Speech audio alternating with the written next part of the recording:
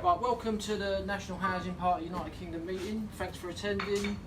I'm just going to give a quick explanation of my position on permanent settlement immigration. So, my position on permanent settlement immigration is, if I was living in 1946, I would not have, and I was the leader of this country, I would not have allowed one person to settle here permanently with a passport. Yeah, 100%. However, obviously, you would have had to have temporary work permits for certain peoples coming into the country, and if these temporary permits were given to some people and one of them fell in love with a native of Britain and fell in love and settled down, I would not be against that, because I believe that situation is not the same as immigrants settling somewhere permanently with no connection to the country. So that is my position back then. Obviously, since then to now, there's been like 20 million immigrants settle here permanently, and I do not seek to reverse that. What's happened has happened, and the National Housing Party is never going to have a forced repatriation policy of legally settled migrants. So I'm going to start my little speech now. So we need to make giving out UK passports to foreigners illegal and a thing of the past. Our party are never going to have a forced repatriation policy for legally settled migrants. All our efforts need to be focused on showing the public all the examples of why we shouldn't be giving out any more passports to foreigners. NHPUK don't only recommend this for our country, but for all nations of the world. Once you have given someone a passport, that is it. They cannot be deported, no matter how bad the crime is that they could potentially commit. The whole point of a passport is that once you are given one, you officially belong to a certain area of land which can never be changed. Let's look at some examples of people not born here who were given UK passports. Afghan refugee Ahmed Hassan got 34 years for attempting to blow up the Parsons Green tube train. This attempted bombing would have killed at least 50 people. The Libyan Manchester Arena bomber Hassan Abadi was the brother of Salman Abadi, the infamous Manchester Arena bomber. These two individuals were given UK passports. They committed heinous acts, then they met in prison, and then they committed another crime. They attacked a prison guard. Jamaican Ernesto Elliott was set for deportation, but was prevented by a petition signed by Naomi Campbell, Chakrabarti, dozens of Labour MPs, including Diane Abbott, Jeremy Corbyn and Keir Starmer. He then went on to murder again. The Rochdale Three and the ringleader still haven't been deported. All were born in Pakistan and were given UK passports. This is 7 examples of why we should not be giving UK passports to foreigners anymore. What is done, but we need to get to a stage to completely outlaw it.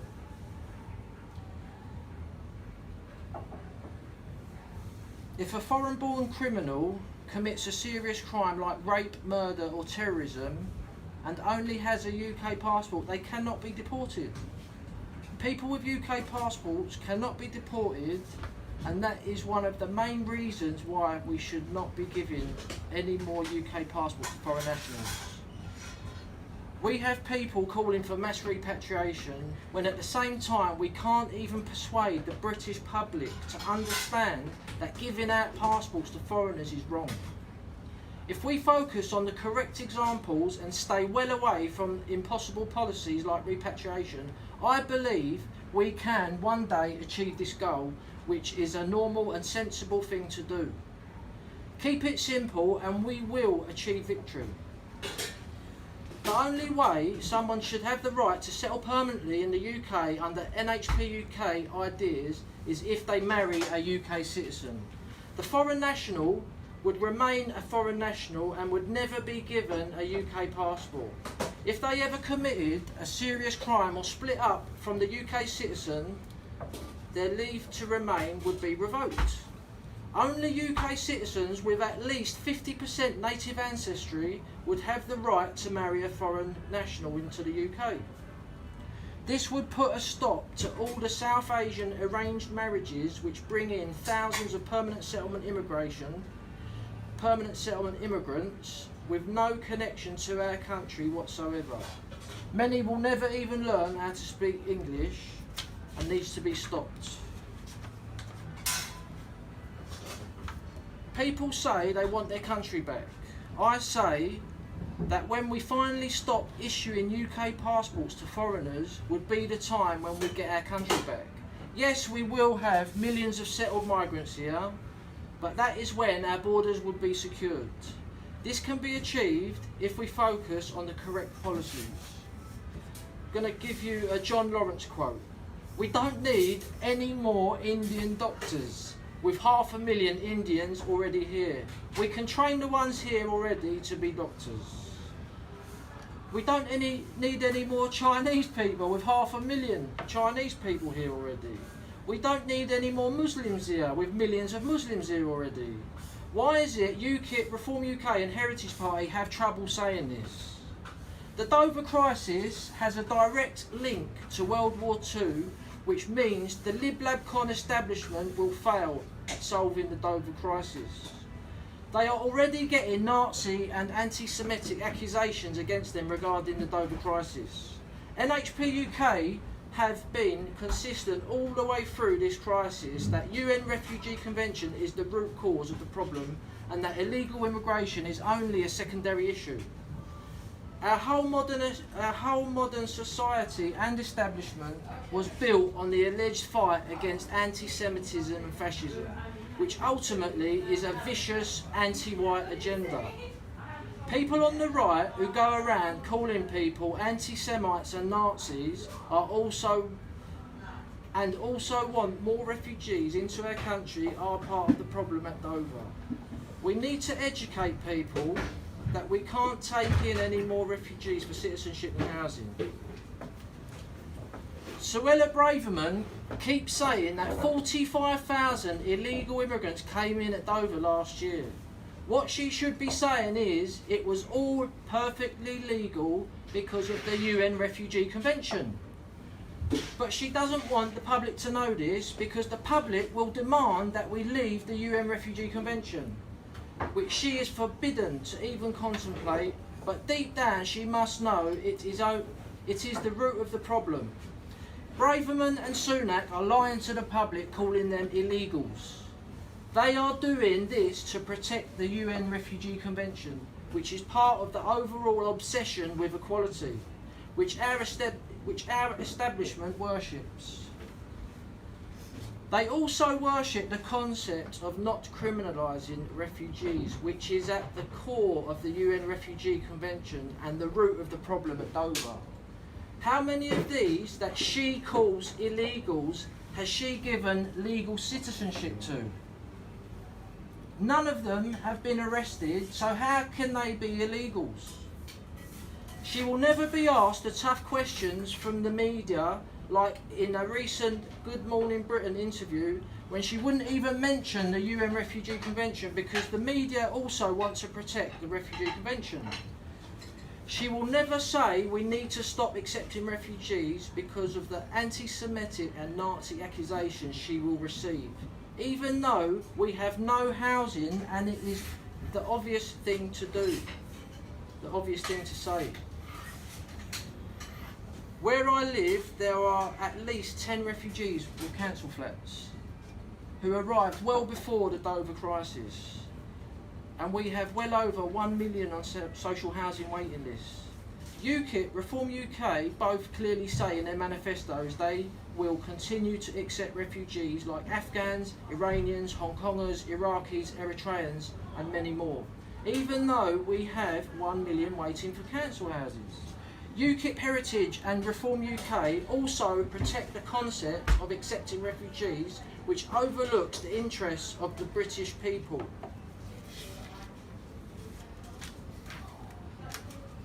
They also suffer with the obsession to make the world equal, which accepting unlimited refugees well and truly ticks that box.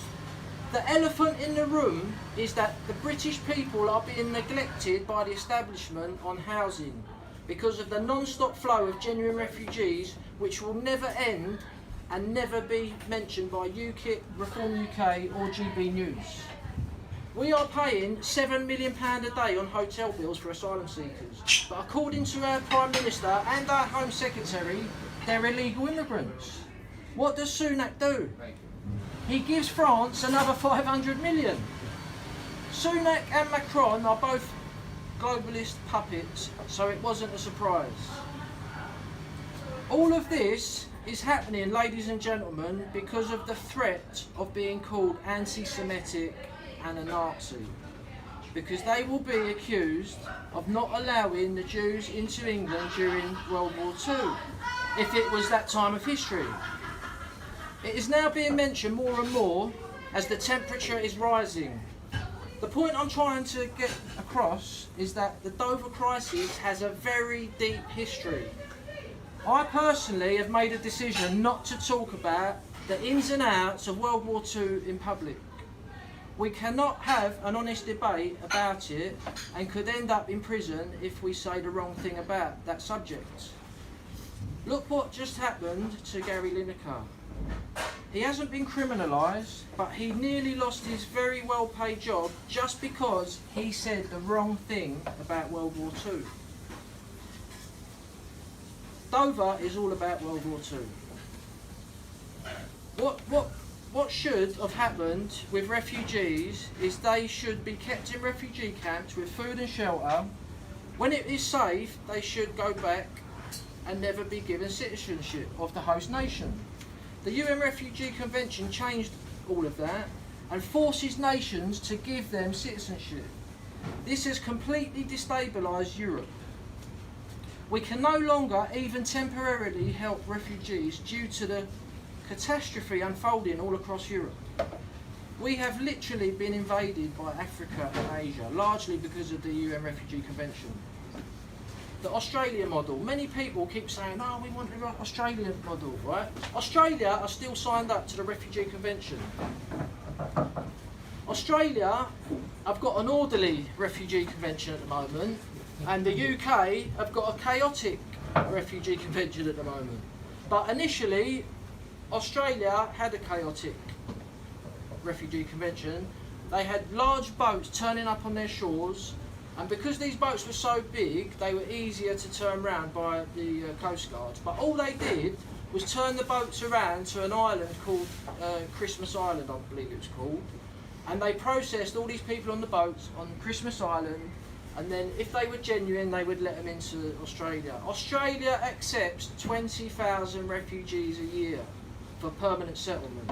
We do not want this. We are full up, and at the moment, it's a chaotic refugee convention on the beaches of Dover. So even if they make it an orderly refugee convention, we're still going to be accepting 20 to 30,000 refugees a year, and they will be given housing in front of our own people as usual. We don't want this. This is why NHPUK campaigns against the Refugee Convention, and we want to leave the Human Rights Convention, Refugee Convention and the ECHR. So don't believe the rubbish when people say we want the Australian model. They are accepting 20,000 refugees a year. Refugees should be helped, but it's beyond that now. We cannot even help them. We're trillions in debt, we've got no housing, end of story. Yeah. No more British passports should be given out. Interesting development with Gary Lineker as the accusations of anti-Semitism spill over into the left, which has literally cancelled one of the biggest left-wing voices in the media. This is massive. Our society is being torn apart because of the UN Refugee Convention and immigration. Communism always ends up also eating away at itself, which is exactly what has happened with Gary Lineker. Permanent settlement immigration should never have been allowed in the first place, as I explained at the beginning. believe that democracy could have been a success in Europe if permanent settlement immigration never happened. Although we need to face the facts that we do live in a multicultural society, it doesn't mean I will ever say it has been a success. I will never say that permanent settlement immigration is good for a country. But at the same time, we need to live with what has happened and make the best of it. One minor but substantial and positive thing I noticed recently was the Sunak and Macron press conference. I noticed that Sunak had the Union flag, our glorious Union flag behind him, and Macron had the French flag and the EU flag. They was adamant they must have the EU flag there. So they're still tied to this globalist, anti-white, anti-Christian globalist agenda, whereas our flag was on its own. I know we're not totally free yet, but it's a significant difference. Whereas Macron is so desperate to show he's still a globalist by putting this EU flag there. So, although the UK is around 4 years behind mainland European parties like National Rally, Sweden Democrats and the Brothers of Italy regarding a nationalist party gaining ground, I believe the UK will be one of the first Western countries to completely stop giving out passports to foreigners. This is because most European countries are still tied up with the EU, and they will take longer to even break free from that. There is one simple statement that would solve the Dover crisis with a drop of the hat. And it's not pushing back the boats, it's not blaming the French, it's not blaming lefty lawyers, it's not blaming the people traffickers, it's not blaming the RNLI, it's not blaming the border force, it's not blaming Care for Calais.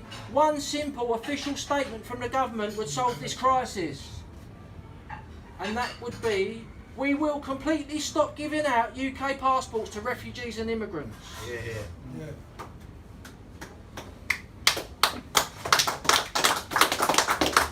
A massive problem in our side of the political debate is people using fake IDs on the internet. We need people to stand up and be counted.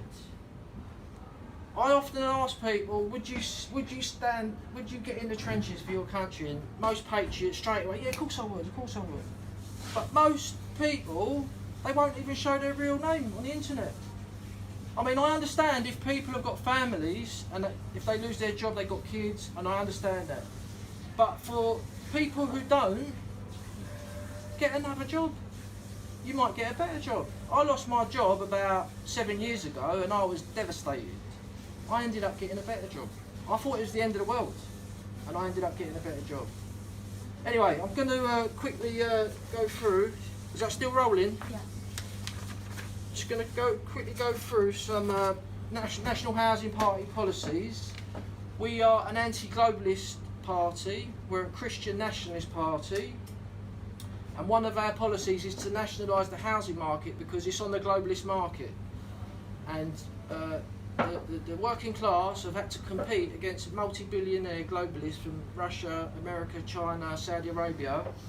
So housing and rent prices are out of reach for most UK citizens.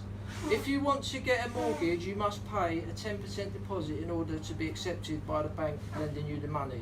For example, if the property you wanted to get a mortgage for was priced at £500,000, the deposit would be £50,000, which is out of reach for most people.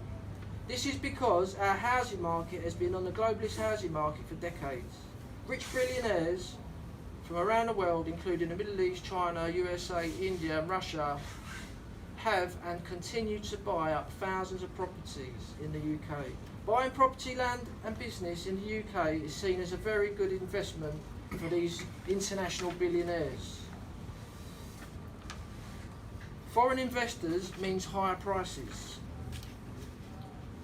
This has pushed UK housing prices through the roof, making them far too expensive for ordinary people, and has forced the UK public to compete on a global stage with billionaires, with only one winner. Many of the properties are never even occupied and are treated purely as investments, with the value of the property always rising. Many UK council flat tenants have also purchased their flats on the right to buy scheme and have then sold the property to these mega rich foreign investors. These foreign investors then rent the properties out to the UK public for sometimes £400 a week just for a one-bedroom flat. Foreign ownership of properties in England and Wales has trebled since 2010 from 88,000 properties to 250,000 properties in November 2021. Source: Centre for Public Data. The way forward. We are in a major housing crisis because of globalism and immigration. We need to nationalise our housing market. Now, when I say nationalise, I mean have a free market within the borders of the United Kingdom. And businesses to give ordinary UK citizens a fair chance in life. We need to set a reasonable future date for all foreign owners of property, land and businesses, including football clubs, for them to sell their assets to a UK citizen. If they fail to sell to a UK citizen by the date set, the UK government would purchase the assets back from them at the price they originally paid for it, unless that price had dropped, in which case it will be purchased at the going rate. A law will be passed making it illegal from that date for non-UK citizens to own property, land and business in the UK.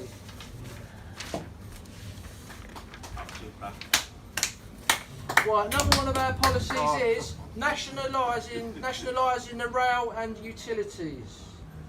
NHPUK believe that the gas, water and electricity industries are too big for a fair, competitive free market, which in theory should keep prices down for the public. The nationalisation of these industries will stop their monopolisation by mega-rich billionaire companies who do not want to keep the prices down for the public. NHPUK also campaigns to nationalise the UK rail network for the same reasons. The National Rail Network, which has only one train track for companies to compete over, is counterproductive and should be given value to the public, which it does not. Having only one train track reduces the chance of having a level playing field for unlimited train companies to compete. The amount of money needed to even start a private train company also drives the unfair monopoly that it creates. France, the Netherlands and Germany have nationalised rail networks. Right, that's the policies. Got one more thing to say. We got an email recently from a very distressed family of 5, English family of 5, and they've been made homeless. Whereabouts? Somewhere in South East England. Yeah, on St John's Road, the White Bear. Just trying to find the email. Okay. Alright then. So we'll just about to So yeah, we got an email from someone, and they are in distress. We've got 140,000 asylum seekers waiting to be processed in hotels that we're all paying taxes to pay for. And this email came to us. I won't read all of it because it's quite a long email and he's very distressed. This is the man of the house. Apologies to contact you directly, but I hope you can shine some light upon our current housing situation for my family. My wife and our 3 children, 10 to 17, are currently in a housing homeless situation. Wondered whether you and your party could advise. We were made illegally homeless at the start of July of 2022 due to the subletting of a property without our knowledge that this subletting was taking place. The agent came round without notice and tried entering the property whilst we were in. I answered the door only for them to force their way in to the property and told us that we had to leave there. And then I explained that my wife, who suffers with PTSD and receiving trauma therapy to help with this and extreme anxiety, and my 3 children would need at least a week to move out with our possessions. The agent agreed, though was still threatening. We at this point had little or no chance of securing a property at such short notice and had to pack what we could quickly. So we moved everything into storage and rented a holiday-let static caravan on the coast, just 30 miles away, with the aim to sort out a new house to move into. He sold all his work tools, couldn't work anymore. He's got 3 kids, his wife suffering from PTSD. They're living in a caravan while the establishment are just flooding our country with asylum seekers. It's disgusting. I'm going to go to the end of the email, what he wrote. I am self-employed, but my business has suffered massively. Plus I am a full-time carer. My wife worked for a large northeast university, but was dismissed last month for being long-term sick due to PTSD, which is another battle to fight. As my country seems to prioritise the rest of the world before my hard-working, tax-paying family that has fallen on stony times, please, if you have any advice, I would really appreciate it. I mean, we did put him in contact with someone, but we're getting emails like this from the public. This is obviously not an isolated incident. I've heard of stories of the government getting contracts and then asking landlords to take asylum seekers in, so that, and they're going to pay 3 times the price. For 5 or 6 years. 3 times the price. They tell the tenant, look, unless you can match that price, you're going to have to go. And they kick the British tenant out, and then they put the asylum seekers in. This is a disgrace. And Sunak and Braverman, they're just lying to the public. They're not going to solve anything. This is going to carry on. And thank you very much for listening. I think I'll leave it there. Thank you.